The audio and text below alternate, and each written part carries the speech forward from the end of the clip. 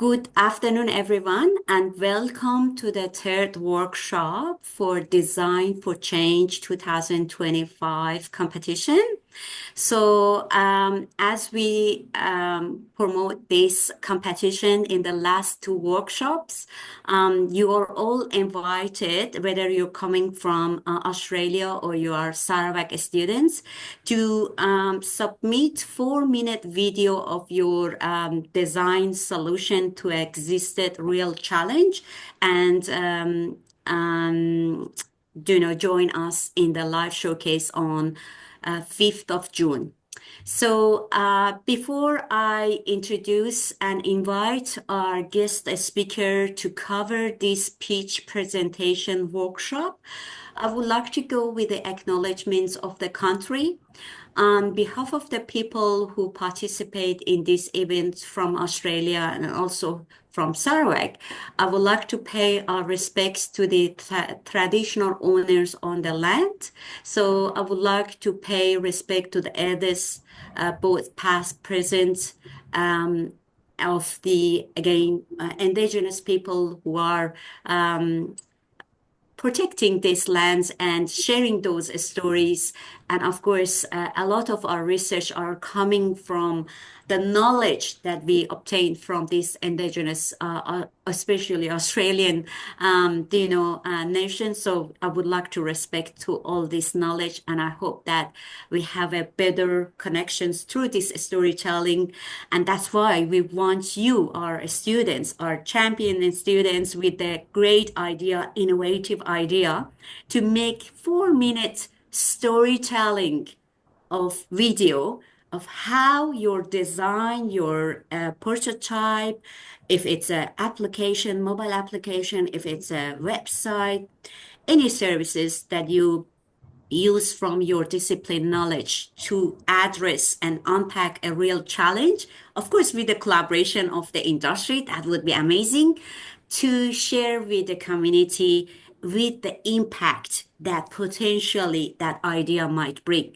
So today we have Min in the room.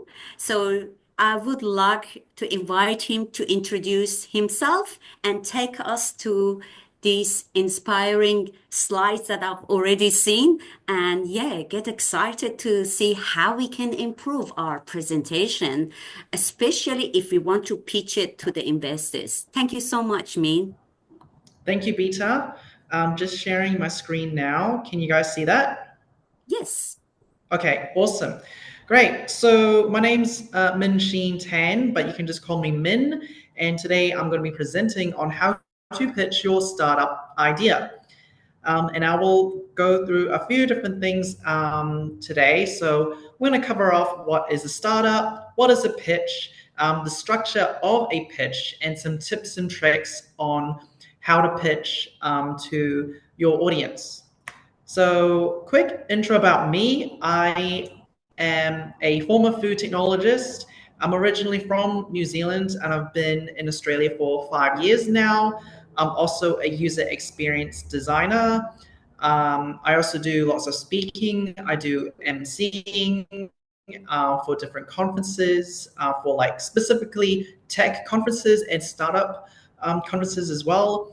3 years ago, I also did the startup weekend, and my team and I won that competition, and that kind of gave me a really good exposure to what it means to actually pitch to a panel of judges and investors. My current day job is that I'm a programs and digital executive working for CERI. So CERI stands for the Center of Entrepreneurial Research and Innovation. Now, enough about me. Let's get into it. What even is a startup? All right, so a lot of people think that startups are like companies that are like doing all these amazing things, but the actual definition of it is that it's the very early stage of its operations. Typically, startups are they're still finding their feet, they're still doing the validation, they haven't even got sales typically sometimes. So more often than not, they are financed during the startup period with money from themselves. from all their other founding team members, or what we call bootstrapping. What that means is they are putting in their own money to actually fund their startup. So why do 95% of startups fail? There are a plethora of reasons why they fail. And the reason why that the failure rate is so high is because a lot of the times there could be a mixture of that the team is not cohesive.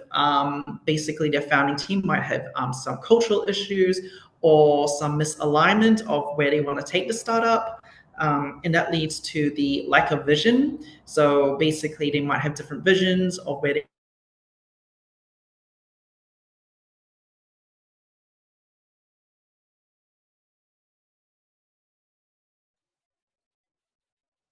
they want to get to.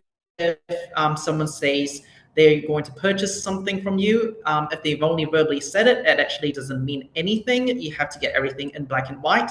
Even then, be really clear on when that money is actually hitting your bank account. So startups assume that because you signed on a dotted line means that the money is going to be in your bank account that same day. It is not the case at all.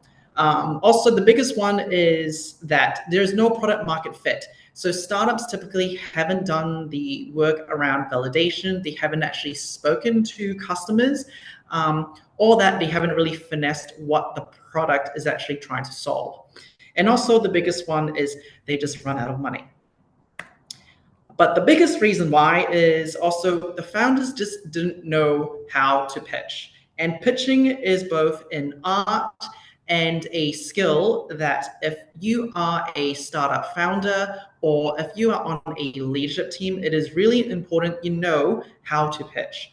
So the pitch structure that I'm going to be showing you guys today is typically how you pitch in front of a panel of investors. It could be angel investors or venture capitalists, or even just people who would want to invest in a startup. That could be your friends and family.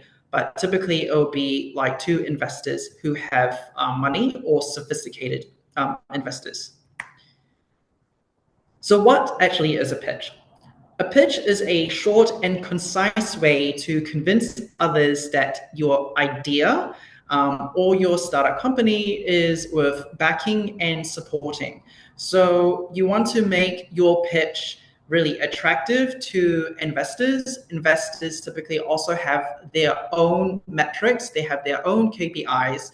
When I say KPIs, it means key performing indicators, or OKRs, or objective key results. So basically, angel investors and venture capitalists, they have different things that they're going to be looking out for. And pitches basically mean that you, as a startup founder, you have to be confident in how you're going to be presenting. You have to be confident in what you're actually working on. You have to be confident in the problems that you are solving. So I always say to the startups and the residencies here in Western Australia that you should fail fast, fail often, and fail forward.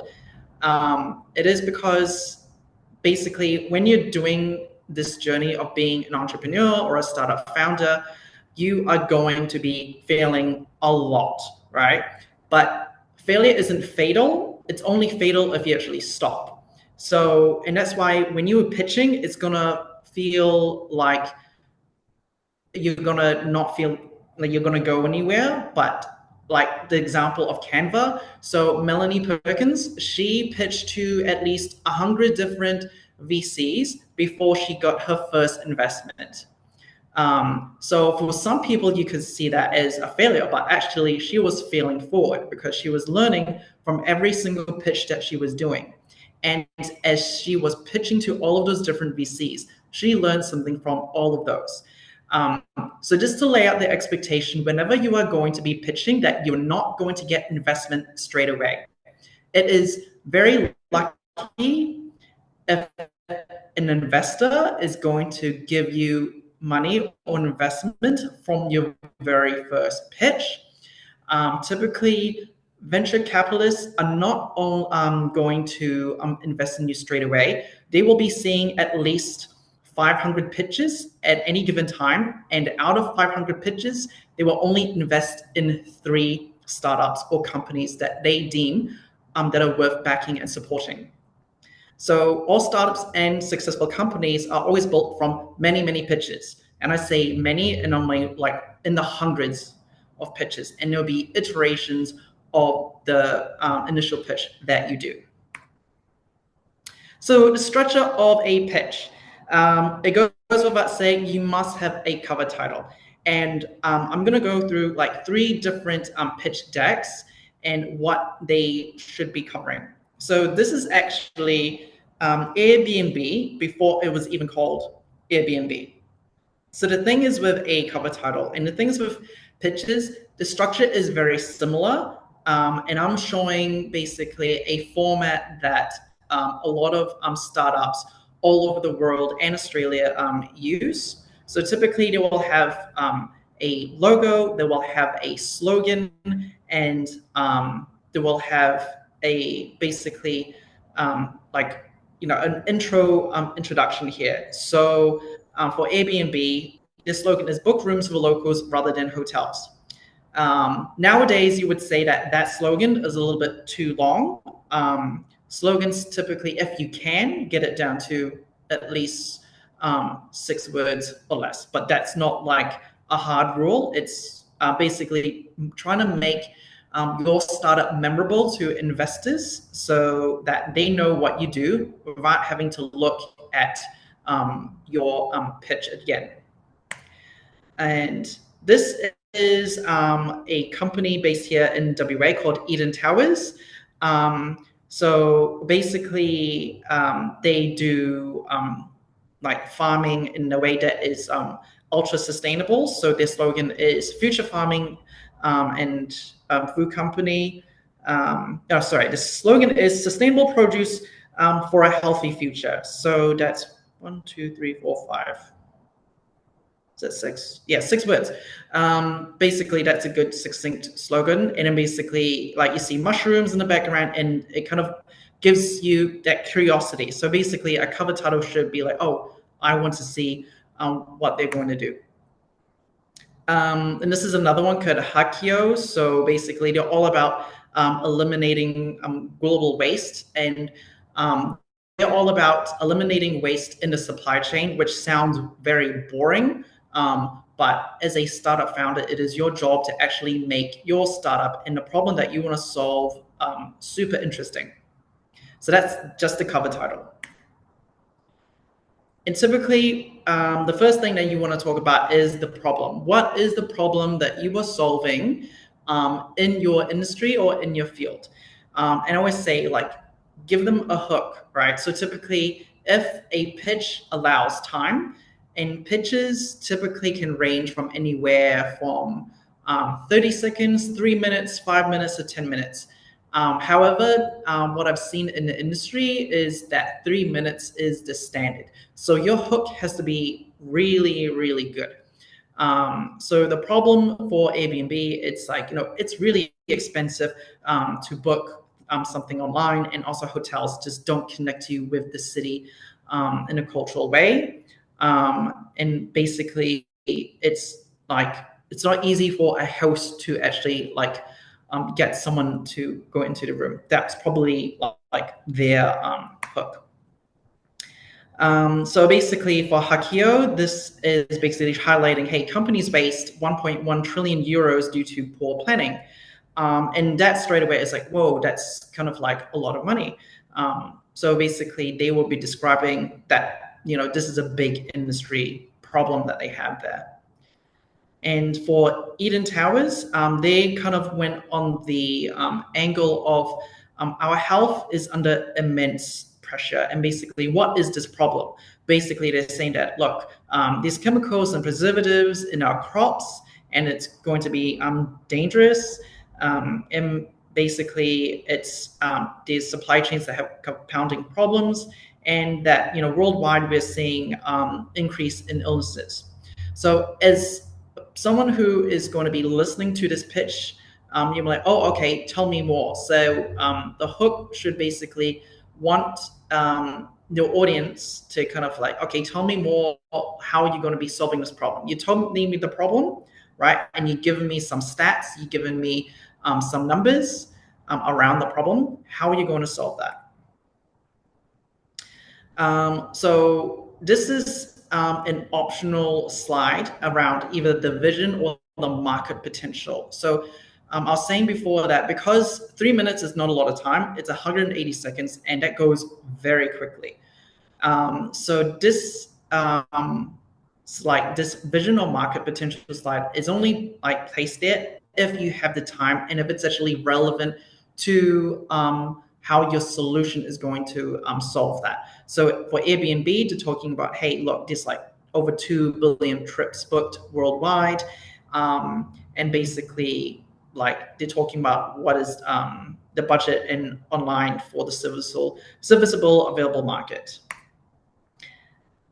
And for Hakio, they're talking about, again, the global market around in Europe, in the United States, and in the rest of the world. So now I was talking about the solution. So basically, your solution needs to be connected to the problem that you're trying to solve. So for Airbnb, they're saying, hey, look, we want to save money and make sure that if you're a host, that you're making money, and that also you want to have that connection to the city, which is one of the things that makes it separate from like your normal hotels. For Hakio, so basically they're saying that how could you stock the right quantities at the right times while eliminating manual non-value adding work. And for Hakio, because it's more of a SaaS platform or a service as a software as a service product, basically they're showing like a screenshot of what their product does.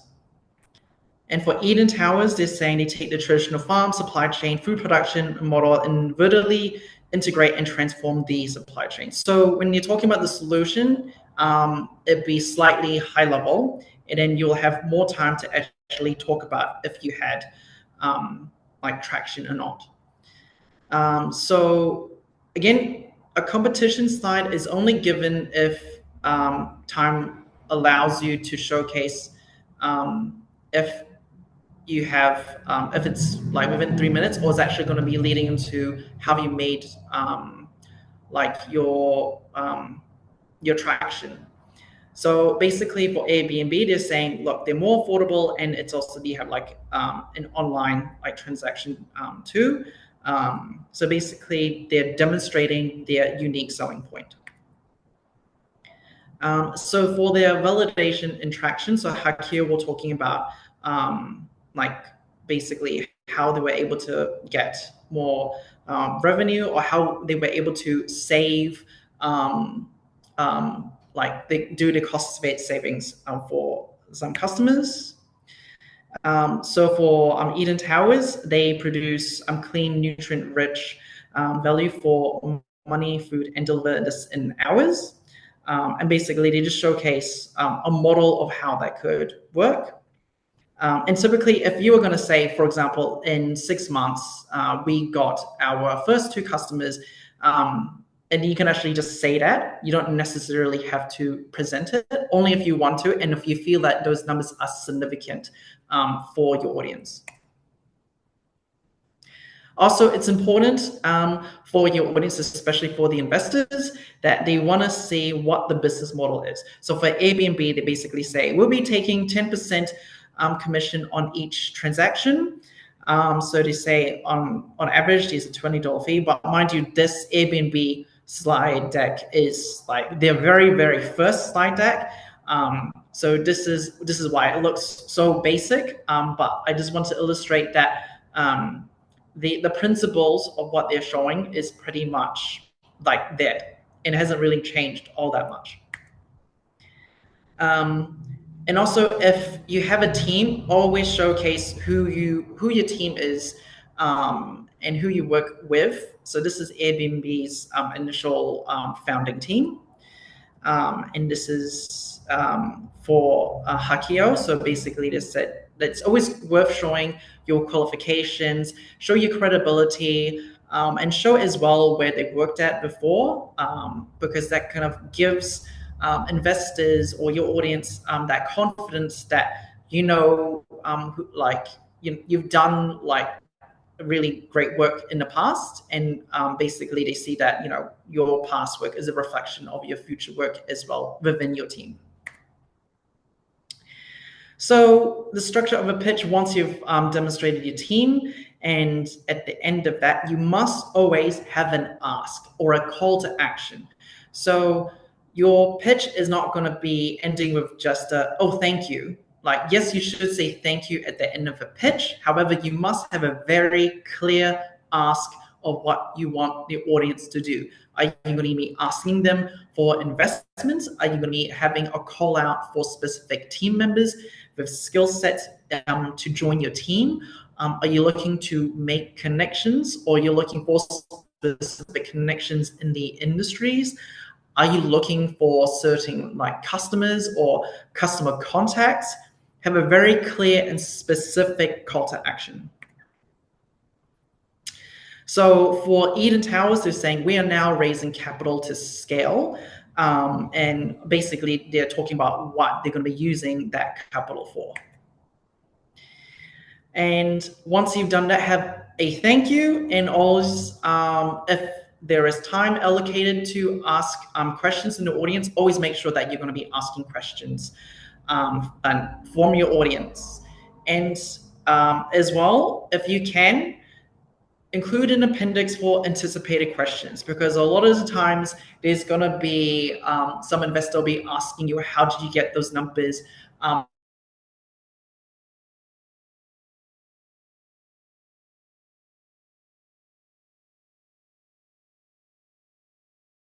Just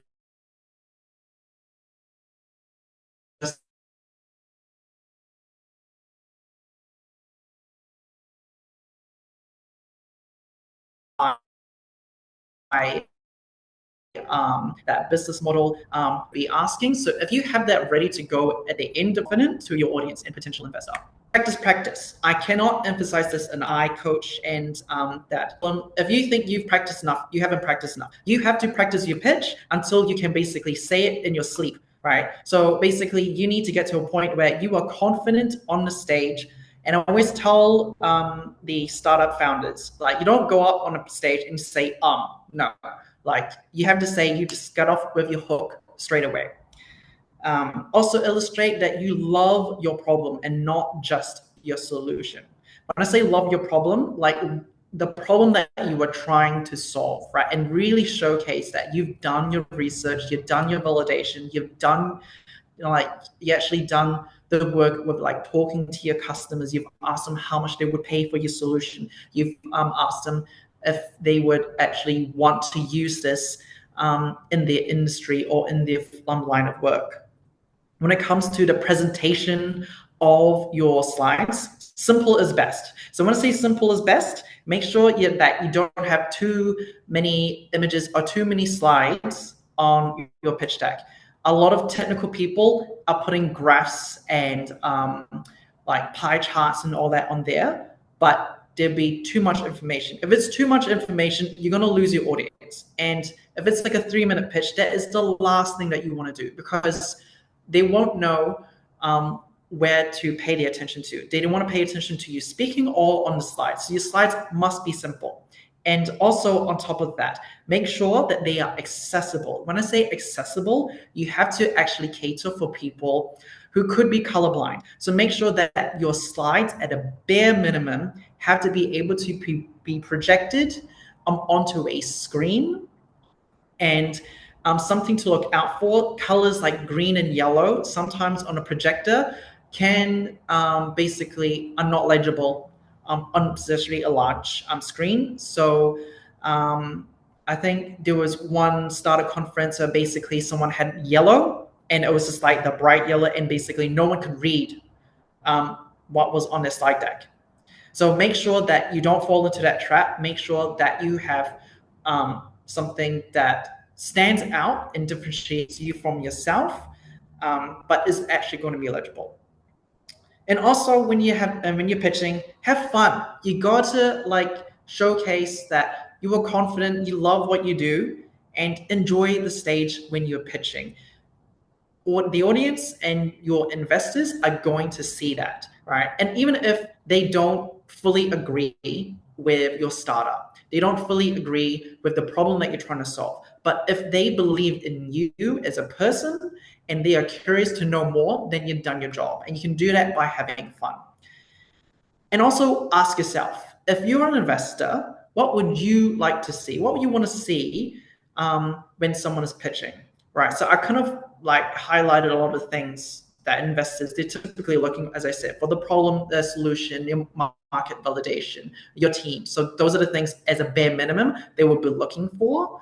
And also like look out for something like if it's for a specific industry audience or panel, do your research as well. Who's going to be in the crowd? Who's going to be in your audience? And you can put a play into your pitch if it allows it to. All right. Any questions?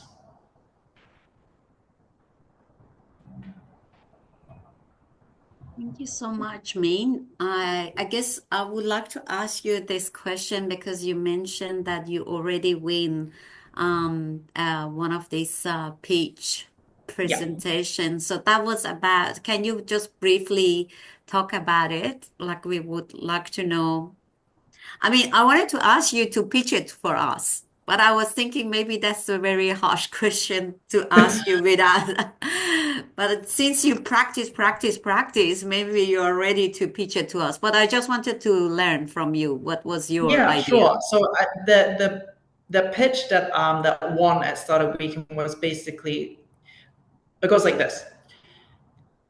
Do you know someone in your family or your friendship group has been scammed?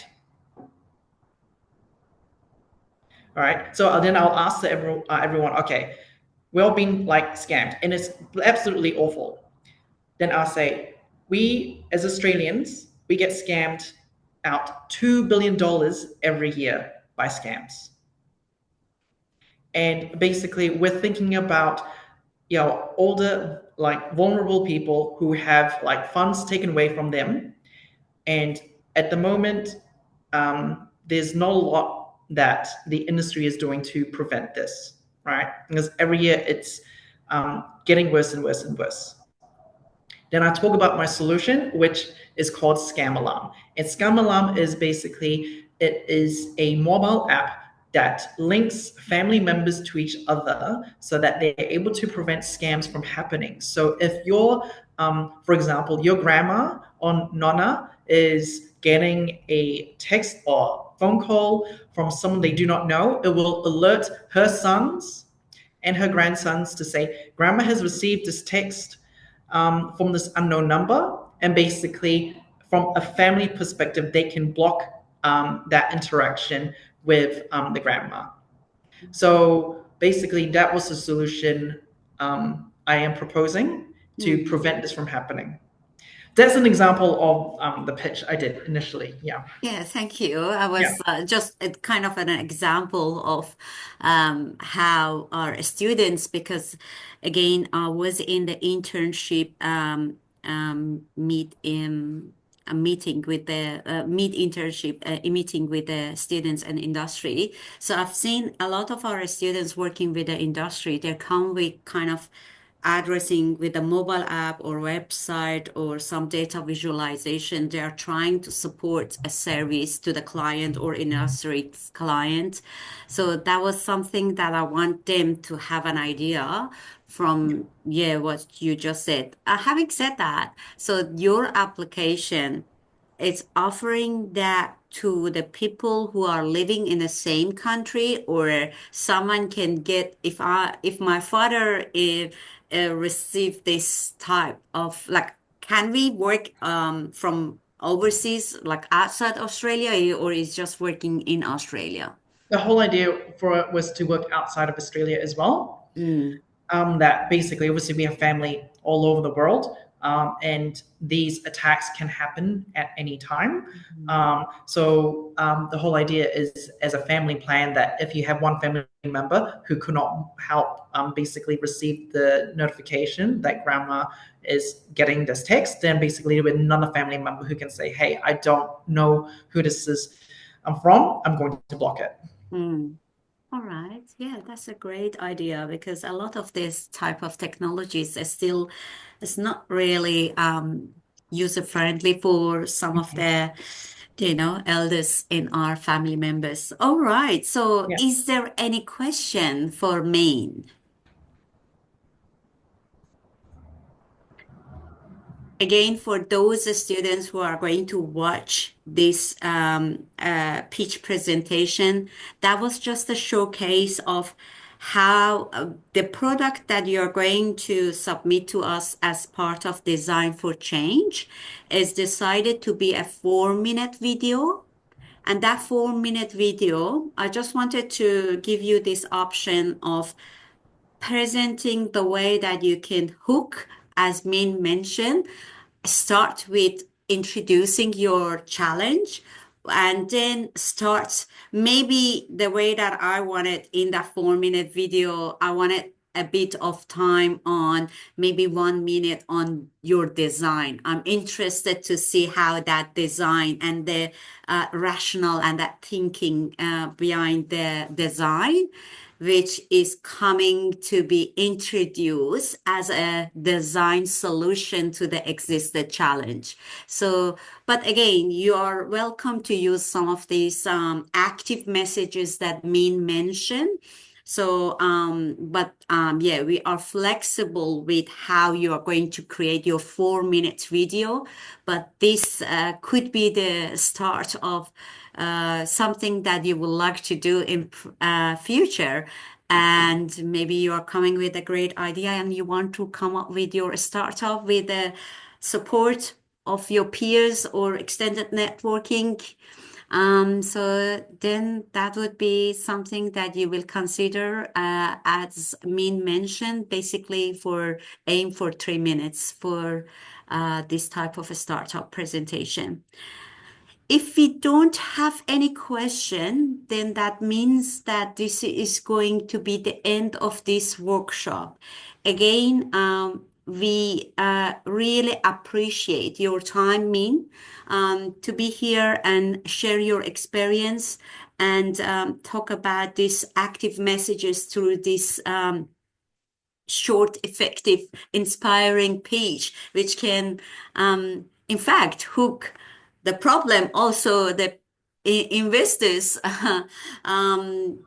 mind to invest in our, innovative ideas. Thank you so much for your time. Thank you so much for Celia to be here also and supporting our program. So our next, I think, meeting, it will be the live showcase on Thursday, 5th of June. And if you're interested to be considered, please send us your 4-minute video on Monday, 2nd of June. The selected 4-minute video will be showcased in front of the judges. And of course, the impact you are going to potentially introduce to the existing challenge is going to be shared with the audience, and we are going to learn from each other. And of course, there will be a prize and there will be a certificate of participation.